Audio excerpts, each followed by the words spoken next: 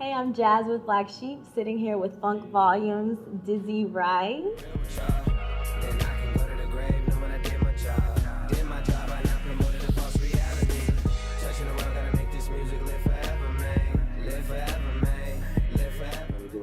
How are you? I'm blessed. Good. You just came from Dallas last night. Yes, I did. And now you're in Houston, about to rock Warehouse Live. Yes. You excited? I am.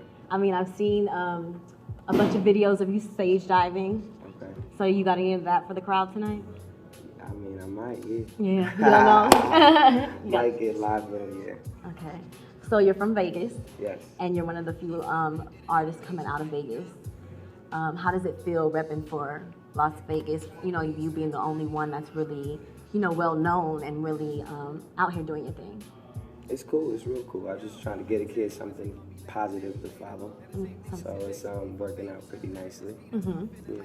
Okay, so you were in the group The Flame when you were younger. Oh, the future. The Future, Yes. Future, I'm sorry. The Future when you were younger, and your mom was your manager, Yes. of course, and then she also helped write some of your lyrics. Yes. Yes, so does your mom help out at all now with any of that creative process? Does she sing you bars here and there? Like, No, moms don't help out with the creative process. At all. She definitely wants a 16 on my next album. That's crazy. And I know you didn't connect with your dad until later on in life. Yeah. And when around the first time that you met him, you actually took him on tour. He was on tour with you for a little bit. Yeah, for a couple of days. For a couple of days. How was that? What was that experience like? It was cool. Just got to get to know him, on a different level instead of just like the angry kid who was just missing his father. So we got to chop it up like an adult, and I was having a child. I was able to, have a better understanding. So it was dope. Yeah, that was dope. And I know that you have a new addition to your family. Yes, it does. Yes, you have a son. So how was Father's Day? It just passed. It was great. It was great. You spend it with your kids all day. No, I didn't. I actually was doing a festival. Okay. In Dover, Delaware. But a few days before Father's Day, the kids came to see me at an earlier show, so I was able to hang out with them all day and get my gifts a couple days early. Yeah, that was good. What'd you get for Father's Day? Do you mind telling us? I got like a teacup, with the handprints on it. And my daughter made me a blanket with pictures on it. Okay, so that was sweet. You enjoyed getting that. Yeah. Okay, so in 2011, you signed with Funk Volume. Yes. And how did it feel to finally be offered a contract and a label that you actually felt was home for Dizzy Wright? It was cool. I didn't know how it was gonna be. I was just pretty much testing the waters. But it turned out cool. They were still very new, and the owner was learning the industry. So it was kind of a growing process for the label when I first got on. And I was able to help kind of, bring to life what they wanted to really make happen. Get You dope popped artists. it off. You kind of popped it off. Yeah, because I was the artist that they went and grabbed outside of what they had going on. So I kind of made it like a real thing. Like, okay, all right, now we have an artist who didn't just start this shit with us, so we have to really like operate ourselves like a label. So it was dope. Are you close to any of your, you're really close to your label mates? Yeah, we're all close. Okay. Yeah. Yeah. I know Smoke Out Conversations came out. That was your first album. Yes. You've released various, EPs and mixtapes, but how did it feel to hold a copy of Smoke Out Conversations in your hand for the first time? Oh, it was crazy. How did you feel? Were you excited? I was super excited. Super excited. Yeah. Because I had got like my mixtapes and stuff printed up, and I was giving them out for free in the city. I just wanted people to know who Dizzy Wright was, Is that why you dropped the mixtape right after that too? I dropped the mixtape right after because I just had too much music. I had music that didn't make the album, and I just didn't want to hold on to it. I was like over it. Yeah. So I was just like, Different phase in your life. yeah, I'm like, let's just put it out there, because Smoke Out Conversations, the album was supposed to be a mixtape, but I was going over all original music, so that's when they was like, yo, this gotta be an album. I'm like, all right, let's do it. Yeah. Yeah. And then so now the growing process, it dropped earlier this March. Yes. And for those that are unfamiliar, can you walk us through the inspiration behind that? I'm just growing out here as an artist, and not just, it's more than just being a rapper, just putting the lyrics on the beat, or just coming out here and jumping on the stage and getting my money and leaving. Yeah. You know, I'm inspiring people, and I'm learning more about myself and more about the people that fuck with Dizzy Wright. So I just wanted to create a project for that process. You know, and I just wanted to invite people to be a part of that, and keep my fans pumped. And you released Higher Learning. We on tour, like someday we gon' get bored and we gon' want more. Pretty much prepping myself for the fans that's finna get ahead of theyself when they act like they know everything about me. And all the niggas that doubt me come out of nowhere and start criticizing all proudly like, hold on, nigga, where the fuck was y'all at? Which is the intro for the growing process. You released the video earlier this month. Where do you find the inspiration, or where do you get the creative concepts for your visuals?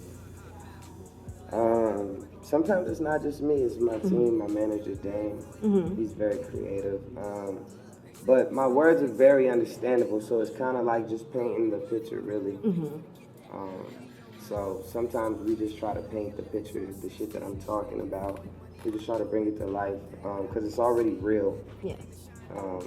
We just need the visual to say the same thing. Exactly. So I know you mentioned that a lot of our youth and our generation these days, we hop behind and become, really big fans of artists or celebrities we may not necessarily know, or may not necessarily understand their background, or they may not even be telling us their true background. So how important do you feel it is to create something that's a sound that everyone wants to hear, but yet gives a conscious concept, I guess? Very important.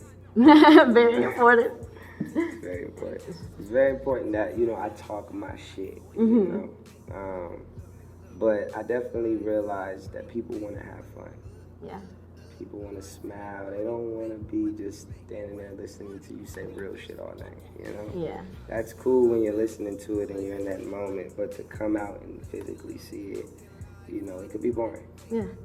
So you have to have balance. So it's very important for me to balance myself out as an artist, like be able to talk my shit and be taken serious and then turn up with them. As well.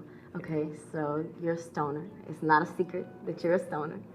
What would you say is your, do you prefer the traditional smoking as far as just joints and blunts, or do you get creative with the edibles and the crazy toys and all that?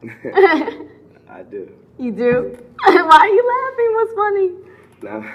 Now I am very traditional, joints and blunts, Blunts when I'm on the road because niggas have different pools. But joints when I'm home. And I'm a dabber. I love to take dabs and So glad, all of it. I'm just hippie the fuck out. Yes. You know what I mean? I just like to smoke in my lugs. As for, I know you had a strand in the process. It's coming. Yeah, 2 months, baby. 2 months for your strand. It's coming out. Yeah. As far as anything else, you got anything else that your fans should be looking out, or people that are just now catching on to the wave? Yeah, I mean, if you haven't caught a show, catch a show. I'm going back on tour in September. Can't really announce the exact tour. You can't give us any artists or no details at all? My label mates. Okay. Yeah, my label mates. Yes. We're doing a big tour. And yeah, so we're hitting everywhere. Yeah. So if you're watching this, chances are we're coming to your city. By the time this is out, You're gonna be now. there. Okay, so before I let you go, we play a game on Black Sheep TV. Okay. And I'm gonna tell you 2 things. You have to choose between them and tell me why. Okay. All right, so I have to choose one of them? One of them. All right. Yes. So Instagram or Snapchat? Instagram. Why Instagram? Because I love photography. Do you do any in your spare time? I used to. I guess I do a little bit because I be trying to catch little moments. Yeah. You know what I mean? Snapchat. But Instagram too, nothing else. But Snapchat is just motherfuckers listening to music and just fucking like doing crazy shit. Snapchat is like whatever to me, but Instagram for sure. Okay, so Vans or Chucks? I mean, I'm looking down now. Yeah, Vans for sure. Vans? All day. You have like all colors. You get them customized. Nah, I do got all the colors though, you know, but I mean, I don't wear all the colors. Yeah. Honestly, I mean, I just like the traditionals really. But I mean, I do have all the colors. Yeah.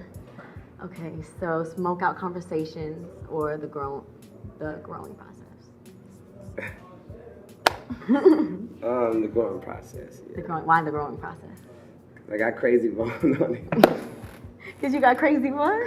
Because I got crazy bone on it. Oh, and that's your uncle. Yeah. I mean, bone in general, just, you know, having bone on my album is fucking fantastic for me. Why didn't he get on the first one? I wasn't ready for him to be on it. I just wanted to wait. Yeah. And I'm like, there will be a time. For him, so is he maybe gonna pop up on that tour that you can't mention? Hey, or... he might. He's in Dallas. They're in Dallas tonight. Oh, okay. So Yeah. barely missed him. I know. Yeah. Damn. All right.